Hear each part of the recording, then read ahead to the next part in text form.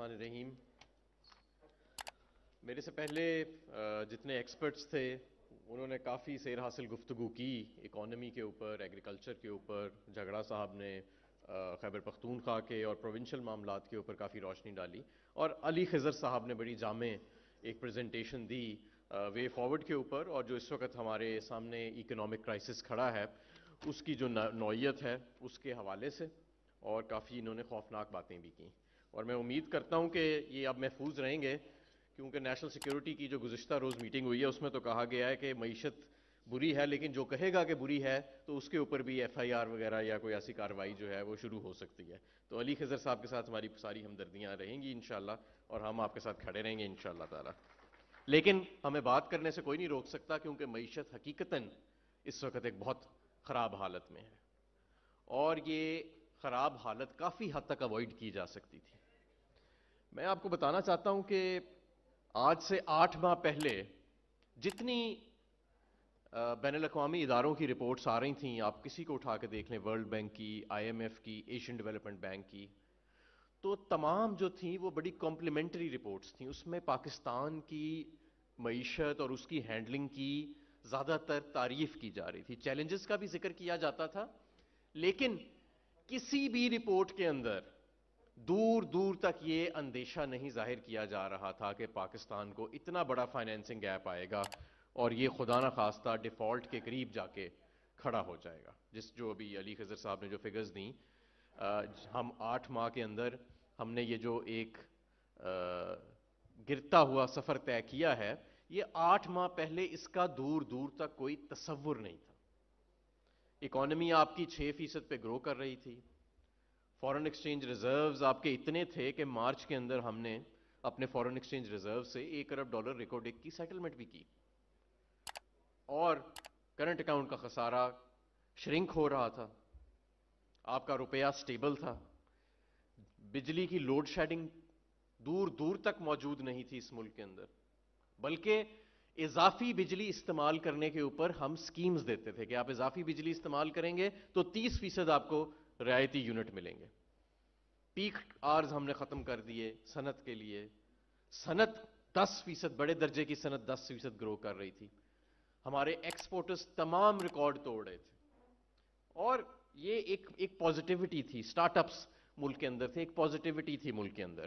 اس positivity کو اگر آج آپ دیکھیں تو ہم 8 ماہ کے اندر کتنا ایک سرے سے ماحول بدلا ہے. تو یہ کیسے بدلا ہے؟ یہ ایک دم نہیں بدلا, اس کے اندر بہت ساری غلطیاں بھی ہوئی ہیں. جب یہ نئی حکومت آئی تو انہوں نے بہت دیر کی, آئی ایم ایف کے سے بات چیت کرنے میں بھی 25 مئی تک تو, اور اس کے بعد بھی ان کا ارادہ ہی نہیں تھا شاید حکومت کرنے کا یا آئی ایم ایف سے کوئی بات چیت کرنے کا. اور جب ایک پہلا بجٹ پیش کیا گیا, جو پہلا ڈرافٹ پیش کیا گیا جون میں, تو وہ ڈرافٹ ایک ایسا مزاحیہ ڈرافٹ تھا کہ وہ آئی ایم ایف کے میٹرکس سے اور پاکستان کی حقیقت سے بالکل علیحدہ تھا. اور پھر اس کو واپس ایک نیا ڈرافٹ بعد میں جو پیش کیا, جو فائنل بل ہوتا ہے, صرف وہ چند غلطیوں کے لیے یا چند چیزوں کو ریویو کرنے کے لیے ہوتا ہے جو ڈیبیٹ میں آئی ہوں, تو پورا یکسر نیا بجٹ پیش کر دیا. اس کے بعد آتے ساتھ پوری مارکیٹ میں پینک پھیلا دیا کہ پتہ نہیں جانے والے کیا کر گئے, ڈیفالٹ ہونے والا ہے ملک. یہ پینک خود انہوں نے پھیلایا, مسلم لیگ نون نے اور پی ڈی ایم نے, اور ایک امپورٹ بین لگا دیا لگژری آئٹمز پہ. ہم تب بھی کہتے رہے کہ یہ جو آپ امپورٹ بین لگا رہے ہیں یہ تو 1% بھی نہیں ہے پاکستان کی امپورٹ کا حصہ, اس سے پینک زیادہ پھیلے گا. اور وہی ہوا. پھر چند ماہ, 2 ماہ کے بعد اس کو, 2-3 ماہ کے بعد اس کو سارے کو ریورس کر دیا, اس امپورٹ بین کو. جو اس وقت کے وزیر خزانہ تھے ان کی سٹیٹمنٹس ایسی آتی رہیں کہ پوری مارکیٹ کا کانفیڈنس ہل گیا. آپ کا روپیہ کبھی 180 سے لے کے 250-255 تک چلا گیا انٹر بینک ریٹ, اور پھر وہاں سے واپس لائے. نئے وزیر خزانہ آئے تو انہوں نے کہا کہ جی نہیں, میں 190 پہ لے کے جاؤں گا. آپ کی تمام انڈسٹری اور امپورٹرز نے اپنی ایل سیز روک لیں کہ شاید یہ روپیہ زبردستی واپس لائیں گے, اور اس سے اب ایک نیا ایک بحران پیدا ہو گیا کہ آپ کی خام مال کی شارٹیجز ہر سیکٹر کے اندر پاکستان کے آ گئیں. اسد عمر صاحب, شوکت ترین صاحب اور مزمل صاحب کراچی سے پہنچ گئے ہیں, تو ہم انہیں خوش آمدید کہتے ہیں. جی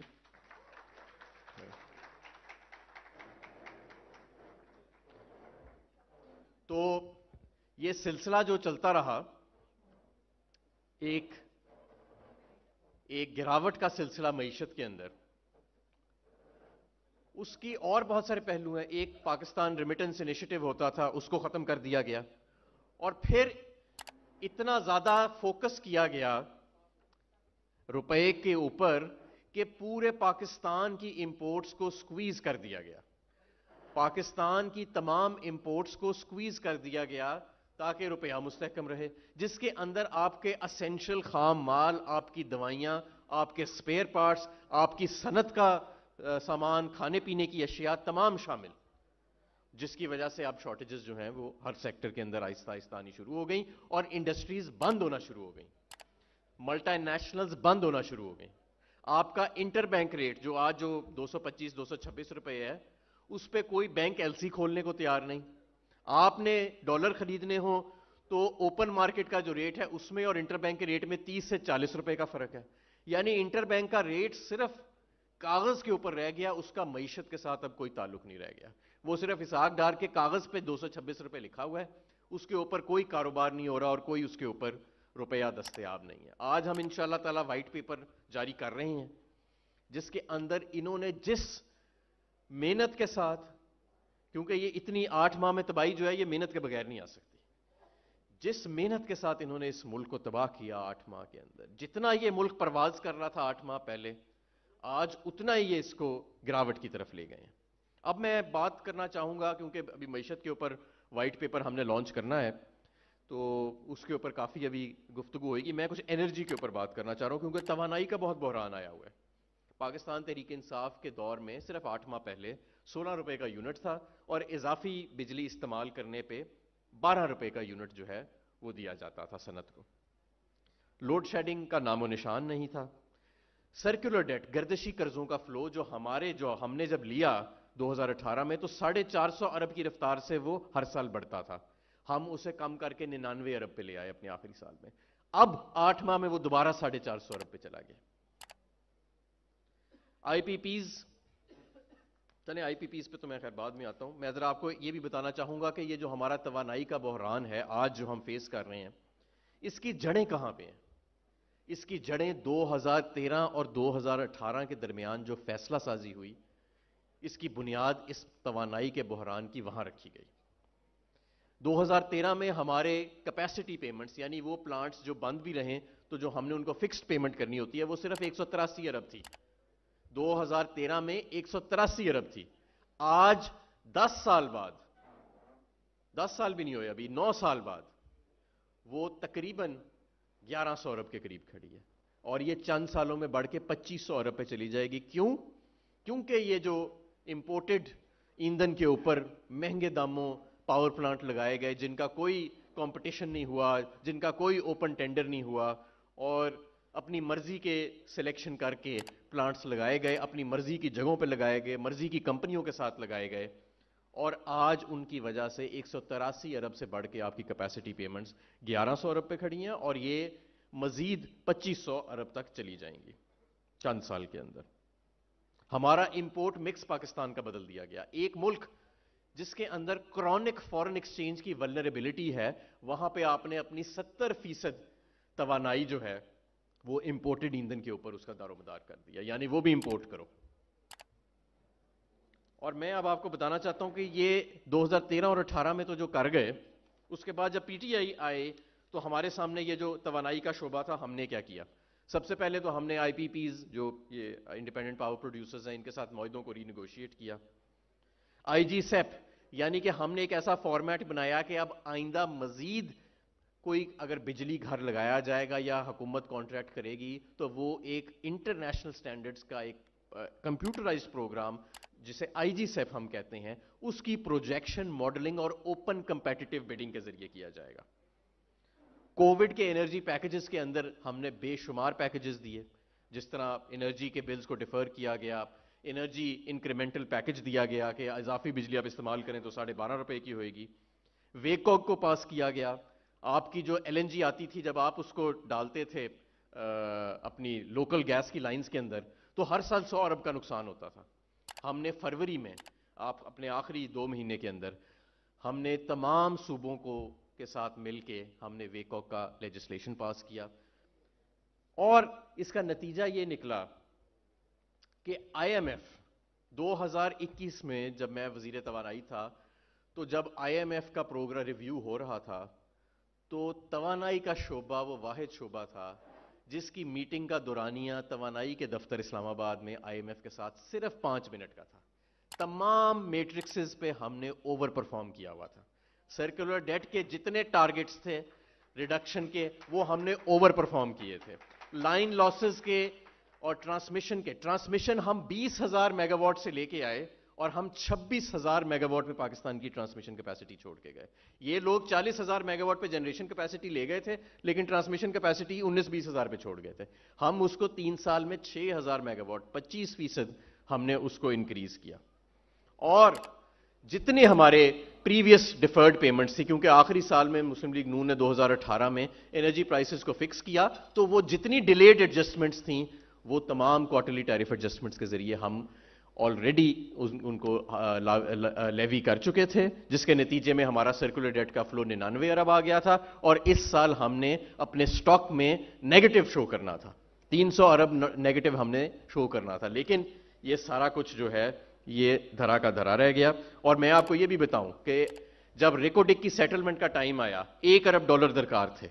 وہ $1 ارب ہم نے پیٹرولیم ڈویژن کی کمپنی سے ان کی انویسٹمنٹ کرا کے $1 ارب دیا.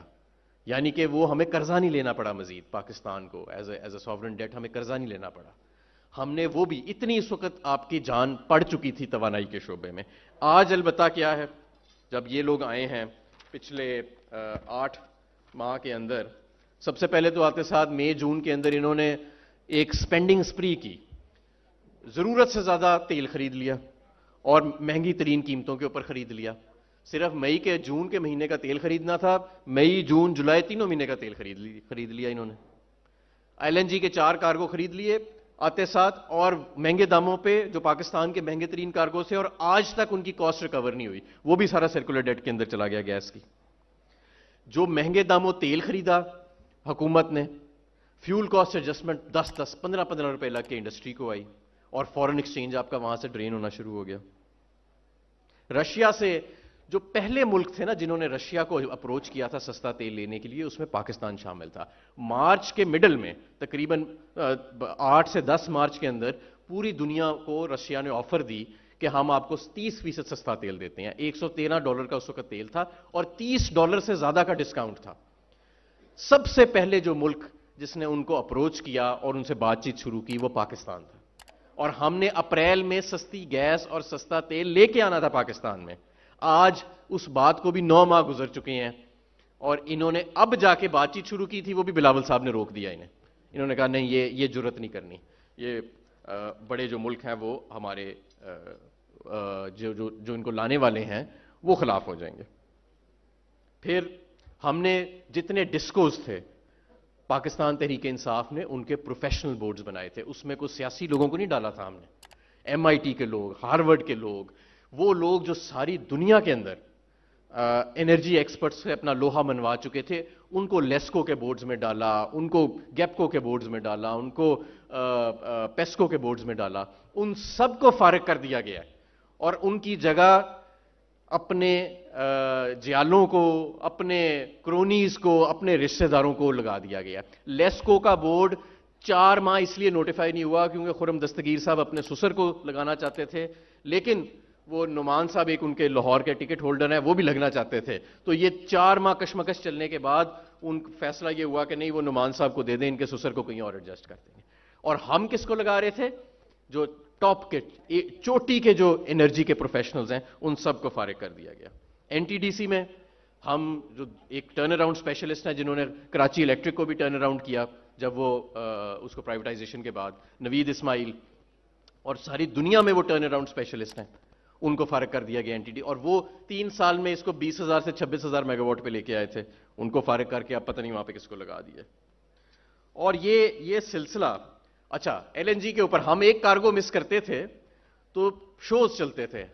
11 سے 12 کارگوز کی ہماری ایوریج تھی, 12 کارگو سے زیادہ ہینڈل ہی نہیں کر سکتا ہے ہمارے پورٹس, جو ہماری کنٹریکچوئل کیپیسٹی ہے, ہماری جو پائپ لائنز کی کیپیسٹی ہے. اس وقت آپ کی پچھلے 8 ماہ میں ایوریج جا رہی ہے 7 کارگوز کی صرف, لیکن اس کے اوپر کوئی آپ کو بولتا نظر نہیں آئے گا. تو میرے دوستو آگے کا کیا راستہ ہے توانائی کے شعبے کے لیے؟ ایسے تو نہیں ہو سکتا کہ 45 روپے یونٹ ہماری انڈسٹری کو آ رہا ہے اور اس کے بعد فیول کاسٹ ایڈجسٹمنٹ علیحدہ ہے, ٹیکسز علیحدہ ہیں, اور اب یہ کہہ رہے ہیں کہ 30-40% اور بڑھانی ہے. تو یہ مینوفیکچرنگ تو اس ملک میں تباہ ہو جائے گی اور عام آدمی بھی تباہ ہو جائے گا. تو ہم کیسے اس معاملے کو آگے لے کے چلیں گے؟ سب سے پہلے تو یہ کہ اس سارے کو ٹھیک کرنے کے لیے ایک ریسکیو اینڈ ریکوری کا پلان چاہیے. جب وہ پلان, اب مجھے کہا گیا کہ جی یہ حکومت کے پلان کے اوپر تنقید کریں, لیکن میں ڈھونڈتا رہا پچھلے 8 ماہ میں کہ مجھے کوئی پلان مل جائے حکومت کی طرف سے. حکومت کا کوئی پلان ہے ہی نہیں, تو میں تنقید کس بات پہ کروں؟ ایک فری فال ہے اکانومی کی اور توانائی کے شعبے کی. لیکن اس وقت ضرورت ہے کہ ایک ایسی حکومت آئے جو ریسکیو اینڈ ریکوری کا پلان رائج کرے اور معاملات کو آگے لے کے. ہم نے توانائی میں جو ویکو کی لیجسلیشن پاس کی, یہ بل پاس اس لیے کیا تھا کہ اس کو امپلیمنٹ کیا جائے, اور اگر اس کو امپلیمنٹ کیا جاتا تو ان سردیوں میں جو 150 ارب کا گردشی قرضہ بڑھا ہے گیس کے سیکٹر میں, یہ 0 ہونا تھا. اس کو امپلیمنٹ کرنے کی ضرورت ہے. ویلنگ, یعنی کہ پاکستان میں اب وقت آ گیا ہے کہ حکومت جنریشن, ڈسٹریبیوشن, ٹرانسمیشن اور پاور پرچیز, ان ساری چیزوں سے باہر نکلے اور اپنے آپ کو ہم پل آؤٹ کریں, کیونکہ ہم یہ کام نہیں کر سکتے. یہ ثابت ہو گیا کہ حکومت یہ کام نہیں کر سکتی, اور ویلنگ اس کا ایک بڑا اچھا راستہ تھا جہاں ہم اپنی صنعت کو ایک یہ موقع دیتے ہیں کہ ان کی اکنامیکل کاسٹ ہوئیں بجلی کی, اور دوسری طرف ہم اپنی بھی ساری کاسٹ ریکور کرتے ہیں. ہم نے کوئی 9-10 روپے کے قریب اس وقت یونٹ جو ہے وہ پرائس کیا تھا, جس کے اندر کیپیسٹی پیمنٹس کی ڈسپلیسمنٹ بھی شامل تھی, یعنی حکومت کو کوئی نقصان نہیں تھا, حکومت کو بغیر پیسہ خرچے اس چیز کا فائدہ تھا. لیکن وہ بھی بہرحال انہوں نے 1 مئی کو ہم نے یہ لانچ کرنا تھا, ورلڈ بینک کے ساتھ مل کے اس کے TORs بنائے تھے سارے, وہ سارا کا سارا بھی دھرا کا دھرا رہ گیا. اس وقت ضرورت یہ تھی کہ جب یہ توانائی کا بحران اس حکومت کی نااہلی کی وجہ سے آیا ہے تو ہمارے صنعت کے اور کامرس کے جو وزیر ہیں وہ انڈسٹری کو ساتھ لے کر بیٹھتے اور انرجی انٹینسیو انڈسٹریز اور ایکسپورٹ انڈسٹریز کو انسولیٹ کرتے, ان کو پیکیجز دیتے جیسے ہم نے کووڈ کے دوران پیکیجز دیے تھے, تاکہ یہ انڈسٹری بند نہ ہوتی, جو آج درجنوں کی تعداد میں روزانہ خبریں آ رہی ہیں کہ انڈسٹری بند ہو رہی ہے. لیکن میری سمجھ سے باہر ہے کہ ہمارے توانائی کے وزیر, 2 وزیر ہیں اس وقت توانائی کے, اور ہمارے صنعت کے اور کامرس کے وزیر ہیں, ان کا نام بھی نہیں کسی کو پتا. یہ صبح اٹھ کے کرتے کیا ہیں اور صبح سے شام تک ان کی مصروفیت کیا ہوتی ہے, کیونکہ آج تک ہم نے ان کی طرف سے کوئی ریفارم, کوئی ریسکیو, کوئی ریکوری کا پلان نہیں دیکھا. ہم نے آپ کو حکومت کی طرف سے, موجودہ حکومت کی طرف سے کوئی ایسا پلان یا کوئی وزیر نظر نہیں آئے گا جو آپ کو بتائے کہ راستہ کیا ہے اور یہ کر کیا رہے ہیں اس معاملے کو ٹھیک کرنے کے لیے. یہ ایک نان فنکشنل رجیم ہے جس کے اندر ہم بیٹھے ہوئے ہیں. اسی طرح ہمیں یہ تمام پروفیشنل بورڈز کو دوبارہ ری انسٹیٹ کرنے کی ضرورت ہے, اور یہ پولیٹیکل کرونیزم کے معاملات سے ہمیں نکلنا پڑے گا. میں سمجھتا ہوں کہ حالات تو بہت خراب ہیں, اور ایسے حالات ابھی جیسے علی خضر صاحب نے کہا کہ ایسے حالات پاکستان نے معیشت کے پہلے کبھی نہیں دیکھے کہ اتنے خراب حالت جو ہے وہ پہنچ گئی. اور اس کی وجہ یہ ہے کہ پچھلے 8 ماہ کے اندر کوئی فیصلہ سازی نہ ہو سکی. ایک ایسی حکومت جو اپنے پیروں پر کھڑی ہی نہیں ہے, جس کو بیساکھیوں کے ذریعے عمران خان کے خوف کی وجہ سے بیساکھیوں کا سہارا دے کے کھڑا کیا گیا ہو, وہ کیسے فیصلہ سازی کر سکتی ہے؟ ان کے لیے تو ڈے ٹو ڈے سروائیول ہی ایک بہت بڑا چیلنج ہے. انہوں نے اس ملک کے جو اتنے بڑے مسئلے کھڑے کر دیے ہیں, جنہوں نے مسئلے کھڑے کیے ہیں, وہ خود کیسے ان مسئلوں کو حل کریں گے؟ اور اسحاق ڈار صاحب کی اپروچ, یہاں پہ معاشی ماہرین بیٹھے ہیں, وہ ایک اکاؤنٹنٹ کی اپروچ ہے. اس وقت پاکستان کو اکاؤنٹنٹ کی نہیں, پاکستان کو اکانومسٹ کی اپروچ کی ضرورت ہے. یہ نہیں کہ یہ فلانی بیلنس شیٹ میں ادھر پیسے ڈال دیں, فلانی میں ادھر پیسے ڈال دیں اور اتنے پیسے اوپر ہو جائیں گے, اتنے پیسے نہیں. اس وقت پاکستان کی معیشت ایک گرائنڈنگ ہالٹ پہ آ چکی ہے, اور ہمیں اسے ٹھیک کرنے کے لیے ڈیٹ پروفائلنگ کی بھی, ری پروفائلنگ کی بھی ضرورت ہے. جیسے علی خضر صاحب کہہ رہے ہیں, ڈیٹ ری اسٹرکچرنگ کی بھی گنجائش نکالنے کی ضرورت ہے, عالمی اداروں سے بات کرنے کی ضرورت ہے. ہمیں اس وقت اپنی انڈسٹری کے ساتھ انگیج کرنے کی بھی ضرورت ہے, اور ہمیں اس وقت ایک سٹیبل سٹرانگ گورنمنٹ چاہیے 5 سال کے لیے, جو فیصلہ سازی کر سکے, جو لوگوں کا بائی ان, یعنی کہ لوگوں کو بتا سکے کہ یہ فیصلہ سازی کیوں کرنی درکار ہے, اور پھر اس پورے پروسیس کو فالو اپ کر سکے اور واپس اس ملک کو اپنے پیروں پر کھڑا کر سکے.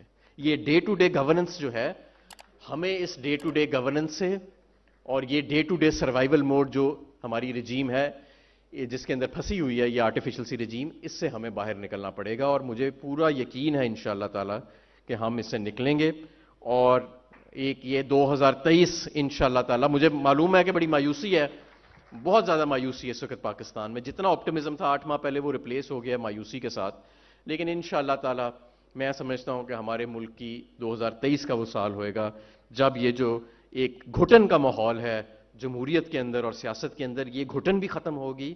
اور جب یہ معیشت کے اندر یہ جو ایک فری فال، بتدریج فری فال، یعنی ہم گرتے ہی چلے جا رہے ہیں بغیر کسی انٹرونشن کے، انشاءاللہ تعالی 2023 میں یہ بھی ختم ہوگا.